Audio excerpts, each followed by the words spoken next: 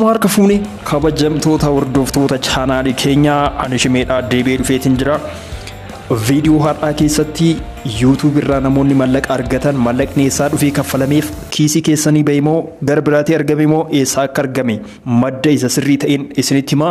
Gama biraatiin Youtubiin akkamitti siistamii akkamiitiin mallaqa kana akka uumee fi namootaaf akka qooduu danda'e Youtubiin by the way namootaaf mallaqa miiliyoonotaan lakkaaman ji'a ji'aan kaffala jechuudha. Youtuberoonni gurguddoon ji'a tokkotti qarshii Ethiopiyaatti tilmaama qarshii miliyoona 60 ol ta'an ji'a takkatti argatan ni jiru jechuudha. Kanaafuu mallaqni kunneen maddi isaa eessa? Mallaqni kun baay'ee guddaadha. Eessaa dhufe kan jedhu isinitti agarsiisa. Waan baay'een isin hubachiisa. Namni YouTubera taatanis ilaala. Namoonni kamiyyuu kan afaan kiyya kana dhagaa jirtan keessa waan baay'ee baruu qaba waan ta'eef baradha.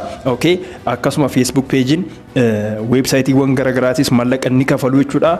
Warri onlineidhaan jiran kunneen hedduun isaanii social mediaawwan garaagaraa yoo hin ta'in ni kafalu. Instagraminis ni kafala. Jarri kun mallaqa eessaa fidanii akkaataa itti kaffalan isinittiin himaa jechuudha. Kanaafuu namoonni yeroo baay'ee jechuudha keessattuu Itoophiyaa keessatti kaardii guutanii birrii isaaniitiin fayyadamu jechuudha intarneetii jechuudha. Viidiyoo yeroo ilaalan keessattuu Youtubii fa'aa yoo ilaalan yookiin Facebook irratti viidiyoo yoo ilaalan mallaqni isaanii hoosuma jalaa dhuma jechuudha. Baay'ee Itoophiyaa keessatti qarshii 2000 osoo guutanii guyyaa tokkotti jechuudha. Kaardii qarshii 2000 osoo guutanii viidiyoo ilaaltanii 2000 guyyaa tokkotti dhuma. Sanii olillee ni dhuma jechuudha. Parsantii 100 ni dhuma.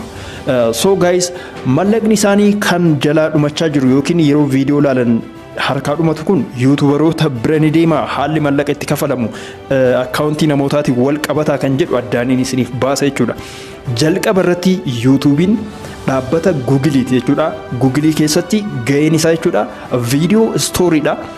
Video story jechuun video businessidha jechuudha. Video store jechuun magaazana yookiin kuusaa video jechuudha. Google keessatti Googlein dhaabbata odeeffannoo kuusu waan ta'eef YouTubein immoo damee isaa ta'e kana video kuusu jechuudha. Videoon kun hojiidha jechuudha. Okay, akkanumaan miti videoon sun kaachirra jiran serveroonni viidiyoon irratti kuufaman yookiin server jechuun servera ni beektu namni baay'een kuusa jechuudha. Iddoon sunniin baasii guddaa itti baaseeti kaampaaniin Google kun serveroota sanniin develop kan godhe yookiin kan guddise jechuudha. Sanbooda garuu viidiyoon namoonni hojjetan achirratti upload godhamu achi dhaqaniit achi taa'u jechuudha. Viidiyoon namni upload godhu yookiin post godhu kun dhaqee achi taa'u jechuudha. Servera isaanii sanirra taa'u jechuudha. Yeroo isin laaltan yookiin viidiyoon isin amma laalaa jirtan kun ana bira hin jiru jechuudha. Serverii Google bira dhaqeeti jechuudha kan jiru. Serverii YouTubii keessa taa'eeti jechuudha kan jiru. Kanaafuu kaampaaniin kun tolaan akkanumaan viidiyoo namaa hin kuusu jechuudha. Maal argachuu qaba? Galii argachuu qaba. Akkamitti galii argata YouTubiin? Birrii namoota kafalan kanatu dhaqaa jira. Gaayis akkasii miti. Googlein damee hojii hedduu qaba. Fakkeenyaaf Google AdSense dhaabbanni jedhamu Googleidhaaf damee Google ta'ee beeksisa namootaaf jechuudha. Dhaabbata Googleeti. YouTubein maal godha? Viidiyoo warra kuusanii websaayitiiwwan akka blog post fa'aa jechuun immoo warra barreeffamaati jechuudha. Blog post irratti barreeffama maxxansitanii suuraa garaagaraa maxxansitanii namoonni baay'een yoo isanii dubbisan akkuma YouTubii mallaqa argattu asirratti isiniin barsiisa argachuu ni dandeessu irraa parsantii 100 jechuudha. So kanaafuu YouTube irratti viidiyoo isin hojjettan fakkeenyaaf namni hojjetee jira fakkeenyaaf ani amma hojjedhee jira viidiyoo kana hojjedhee jira viidiyoo kana namni 1,000 yoo ilaale jechuudha. Doolaara takka naa kafala yookiin takkaa fi wayii naa kafala hanga lamaa naa kafaluu danda'a. Viidiyoon kun yoo dheeraa ta'ee fi namni hanga dhumaatti kan laalu yoo ta'e beeksisa irratti dhufu kan naa laalan yoo ta'e mallaqni naa kafalama. Maaliif naa kafalama? Waan isin viidiyoo laaltaniif naaf hin kafalamu. Beeksisa asirratti dhufu santu jiraachuu qaba. Viidiyoon beeksisa hin qabne mallaqa hin argamsiisu. Okay, viidiyoon ilaaltu beeksisa hin qabu taanaan mallaqa hin argamsiisne jechuudha nama saniif. Beeksisa kana eenyutu fide? YouTubetu dhaabbata Google AdSense jedhamu wajjin walitti hidhatee fide. Beeksisa kana eenyutu akka garana dhufu godhe? Dhaabbata AdSense jedhamu kana jechuudha.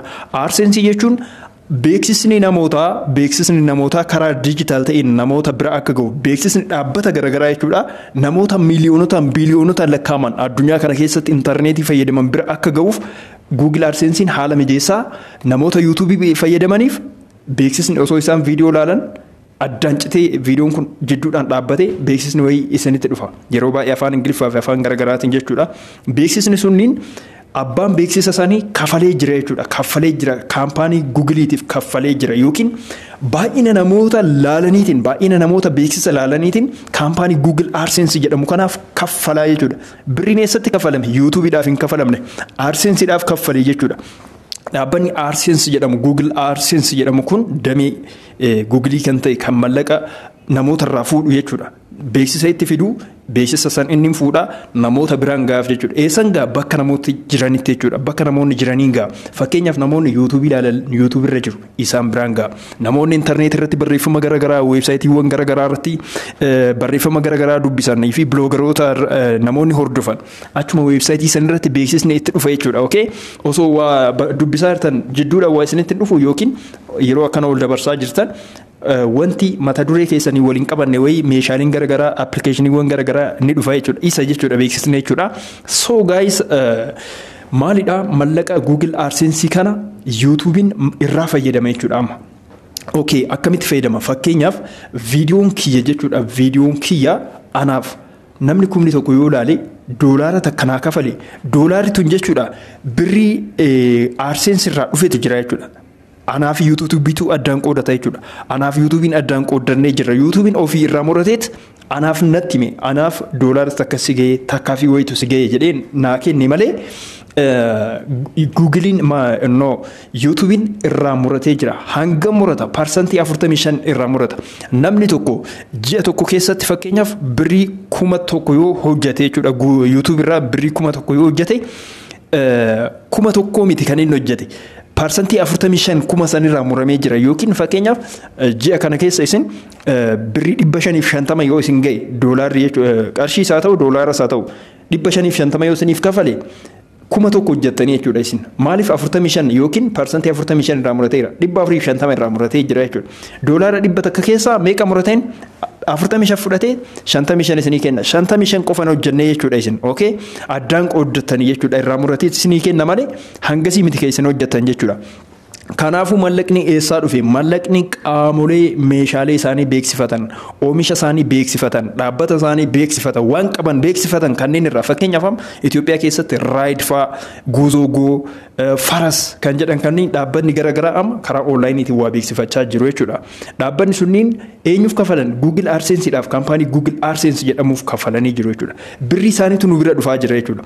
Warri viidiyoo birrii jalaa nyaate yoo birriin eessa dhaqe? Viidiyoo yeroo ilaalan kaardii guutanii turanii jalaa nyaatee jira eessa dhaqe? Maaliif nyaata? Kun rakkina Itiyoo Telekoom Itoophiyaa keessa warra jirtaniif warra biyya biraa jirtaniif illee jechuudha. Daataan keessan dafee dhuma birriin keessan isin jalaa nyaatama taanaan galii mallaqni sun teelee san dhaqee jechuudha. Yookiin intarneetii isiniif diriire san isaaf kaffalamee ispiidii itti fayyadamaa jirtan kanaaf kaffalamee malee teelee fi YouTubein illee walitti hidhatan qaban teelee fi Facebookin illee teelee fi dhaabbanni biraallee waliin beekan jechuudha. Wal hin beekan jechuudha. Okay?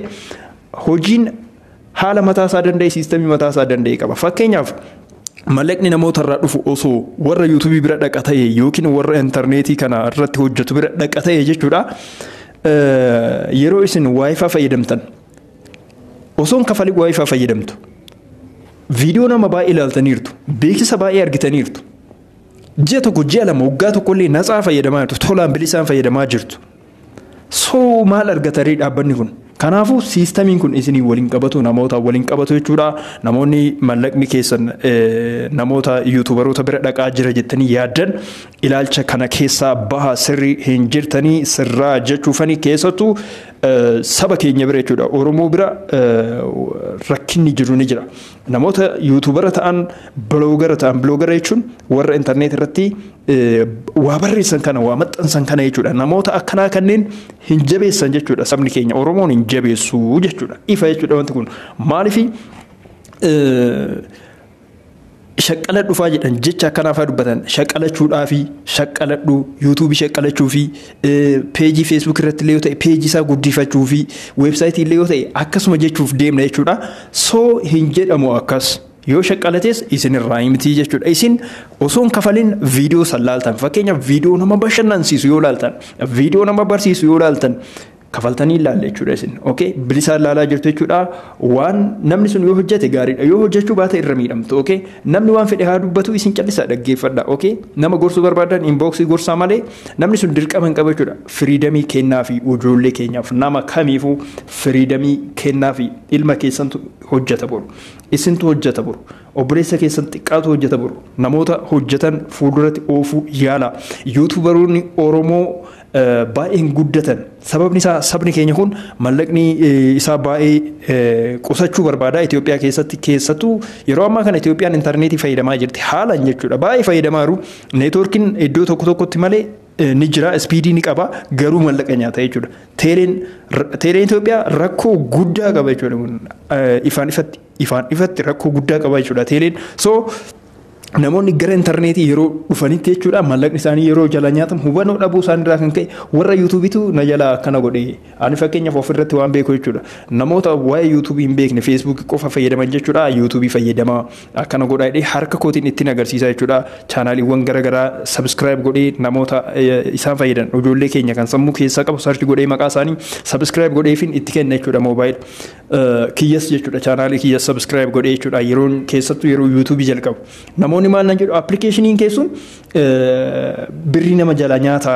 naan jedhan birrii kiyya baay'ee shaqqalattee bakka manarraa dhaamsi nama jedhu jira jechuudha so guys asumaanillee muudannoodha jechuudha so namoonni keenya ilaalcha hangana hafaa keessa waan jiraniif sirriitti galuufii qaba intarneetii teeleetu isin kafalchiisee teeleetu yeroo viidiyoo laaltan daataa keessan saasessee yookiin isin jala fudhachaa jira malee yuutuubaroota waliin qabatu nama viidiyoo hojjetu waliin qabatu jabaadhaaf fayyadamaa cimaa qaroomaa kana jechuudha yuutuubii ilaaluu fi DSTV ilaaluun yuutuubii ilaalutu caala gaayis afaan keetiin waan garaagaraa odeeffannoo garaagaraa waan gaggaarii argatta saniif immoo hin kafaltu DSTV afaan biraatiin hojjetame waan biraa itti bashannantullee jechuudha kafalteeti kan laaltu jechuudha yuutuubii irratti immoo warri hojjechuu barbaadan hojjedhaa isinii kafala hojjedhaa chaanaalii kana sabscribe godhaa waan baay'een isin barsiisaa viidiyoo birootii walitti deebinaa viidiyoon kun dheeratee jira galatoomaa ulfaadhaa bye